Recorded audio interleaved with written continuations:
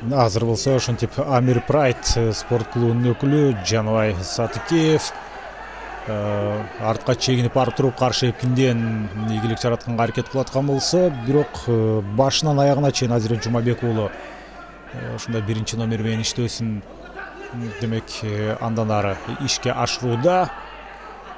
Сол кол менен узаткан сокку бир аз максатына коюп карасаңыздар, азыр Азирет болсо ушунчалык өзүнө ишенимдүү, колу менен узаткан соккусу баш сөөктү көздөй эмес. Ушул жерде мына ич талаштыра соккуларды дагы узатканга аракет кылып көрдү. Азыр middle kick. Жок, мындай жерден албетте соккуларга реакция жасаганга Жаныбай Сатыкеев жетишет. Жалал Абадтын Чаткал районунан келген мушкер. Ал эми Азирет Жумабек уулу бул Дордой алгыр спорт клубунда беттешип келет. Өзү демек Дордойдо жашайт.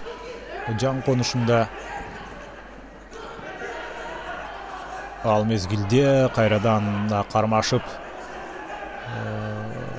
партерге булар кармашкан бойдон кулады. Буга чейин бир нече ирет ушундай балдар орун алды. Активдүүлүк эки тараптан тең болбойт. Же муунтук массовый ишке ашып атабы? Жок, андай эмес.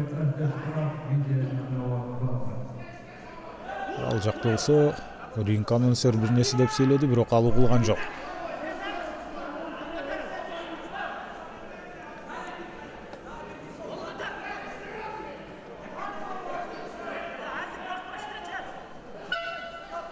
Экинчи раунд аягына чыкты.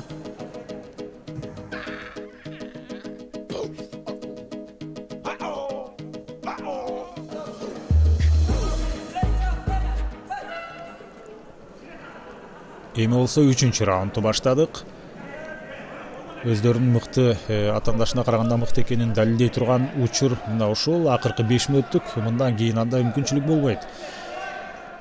Эми күчтүү кийинки раундтарга сактоо турбастан активдүүлүктү көрсөтүү керек. Мына агрессивдүү жүрүш Азирет Жумабек уулунда башталды. Анын лоу кик, кросс соккулары, башка соккулары дээрлик бар. Өз максатына таамай бара жаткандай апперкот, мына ушундай аралыкта туруп апперкот жасаганга аракет кылып атат. Ылдыйдан үйдө сокку кол менен. Демек, жана өзүнүн арсеналындагы бардык ыкмаларын колдонуп көрүүнү Азирет Жумабек уулу туура көргөн сыяктуу. Азирет Жумабек уулунун эми жок дегенде дымагы байкалып турат. Ал эми Жаныбай Сатыкеев ушинтип артка чегинип бир мүмкүнчүлүктү, кандайдыр бир билгени бар сыяктуу мүмкүнчүлүктү күтүп жүргөндөй.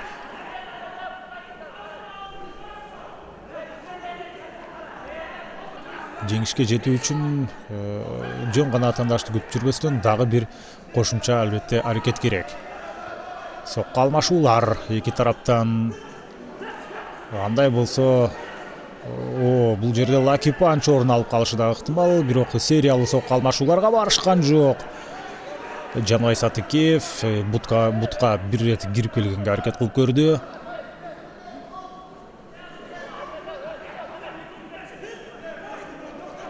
Артка чегинип, ары бери жылып жүрөлү, убакытты соңуна чыгарып коюш ыктымал. Андыктан Азирет Жумабек уулу уламдан улам астын көздөй кадам таштап баратканы жок дегенде ушул өзүнүн агрессивдүүлүгү, дымагы менен демек калыстар тобун ишендиргиси келет. Эсиңиздерге салып коелу, бул VF 73 Selection 22 НТ Спорт каналында. Сиздер көп атасыздар мына ушул аралаш мушташ өнөрүнүн бул VF-тин алкагындагы беттештерине жана дайыма ушул прайм таймда керек учурда ушул беттештерди сиздерге сунуштап келебиз. Мына VF акыркы жылдарда кадимкидей өстү, мушкерлердин сапаты дагы кадимкидей өзгөрдү. Азыр болсо ошолордун бири 57 килограмм салмакы чембердигинде азыр беттеш орун алып атат. Бүгүнкү күнгө биз мына ушул 9 беттешти демек сиздерге сунуштамакпыз. Ошол 9 беттештин азыр 9-чусу мына сиздерге көрсөтүлүп атат. Мындан сырткары эртең жана бүрсү күнү дагы негизги беттештер сиздердин назарыңыздарга коюлмакчы. Жана эң негизги титулдук таймаш бул Ринат Саякбаев менен мына ушул өзбекстандык мушкердин ортосунда болот.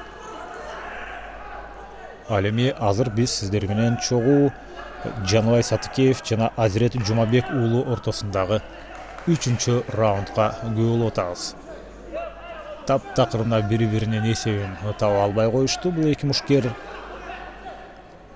Калыстардын чечими менен жеңүүчү аныкталат сыяктуу. Экөө бир топ көбүрөөк күч сарптап алды дагы.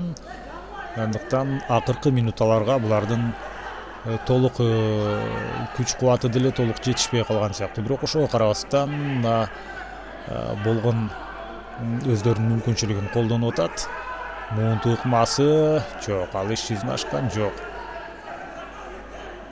Жана бул 3-чү раунддун жыйынтыктоочу бөлүгүн атаандашына алдырып койбоо үчүн Азирет Жумабек уулу ошентип мүмкүнчүлүктү колдон келишинче сактап турат. Акырындап мына башын ылдый каратып кармап, колун кармап, Жаныбай болсо азыр сокку узатуу керек. Бирок чындап эле чарчаптыр. Бир топ эле чарчап калыптыр. Мына сокку узатканга толук мүмкүнчүлүгү болбой атат. Акырын бурчка такап барды. Такап барган менен бирок баары бир сокку узатмайынча ага упай келбейт. Мына сокку узатуу керек. Секунданты кайра-кайратып атат. Сокку узат деп, ур деп айтып атат, бирок каалоо болгону менен эми колдорунда кадимкидей күч дагы азыраак калды. Эң акыркы мүмкүнчүлүктөрдү азыр булар колдонууда. Убакыт соңуна чыкты. Ушунчалык булар эркинин күчтүүлүгү менен аягына чейин чыдады деп айтсак болот. Болбосо айрыкча Жаныбай Сатыкеев өтө чарчады. Карасаңыздар, тең салмагын наран кармап жүрөт. Ошого карабастан Азамат аягына чейин аракет кылды.